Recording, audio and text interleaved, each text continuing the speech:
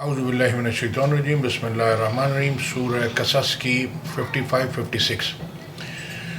अब ये कुरान हमारी ज़बान में अल्लाह ने आसान कर दिया। उर्दू भी अल्लाह ने बनाई, अरबी भी, इंग्लिश भी, सारी ज़बानें अल्लाह ने बनाई।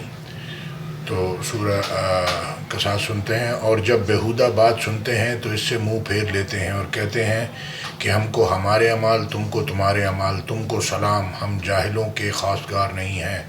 ए मोहम्मद सल्लल्लाहु अलैहि वसल्लम, तुम जिसको दोस्त रखते हो इसे हिदायत नहीं कर सकते, बल्कि अल्लाह ही जिसको चाहता है हिदायत करता है और वो हिदायत पाने वालों को खूब जानता है।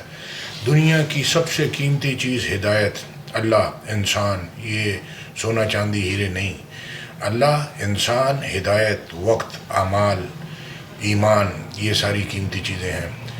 तो अब ये कुरान जो है वो हमारे यहाँ जो प्रैक्टिस है कि 2-3 दफ़ा ख़त्म कर लिया, 4 दफ़ा ख़त्म कर लिया और इतनी दफ़ा सूरह पढ़ ली, लेकिन उसका एक वर्ड भी उसने समझने की कोशिश नहीं की, ना उस पर अमल।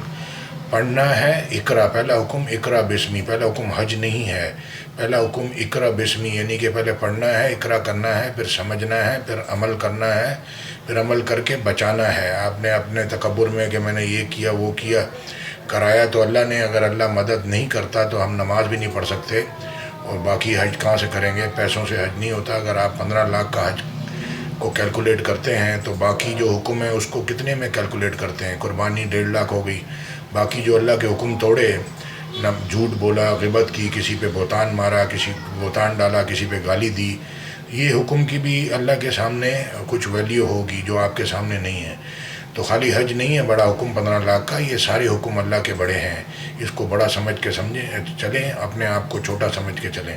जज़ाकल्लाह खैर। अस्सलाम वालेकुम वरहमतुल्लाह। आयत में साथ में अटैच कर दूँगा।